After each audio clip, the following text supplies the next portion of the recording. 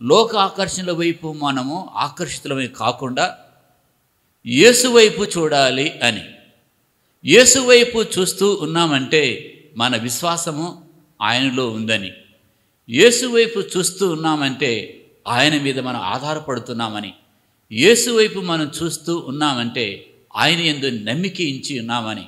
యేసు వైపు చూస్తున్నామంటే ఆయన నాకు సహాయం చేయగలడని నమ్మతం. కొండల తట్టు నేను కన్నులు తెచ్చున్నాను, సహాయం ఎక్కడి వచ్చును? భూమి ఆకాశంలో సృజించిన యెహోవా వలనే నాకు సహాయం కలుగును. ఎప్పుడు మనం యేసు వైపు మనం చూస్తాం. యేసు ప్రభువాన్ని సొంత రక్షకునిగా మనం అంగీకరించి ఆయన ఉత్తముడని రుచి చూసి తెలుసుకుంటే యేసు వైపు చూస్తాం.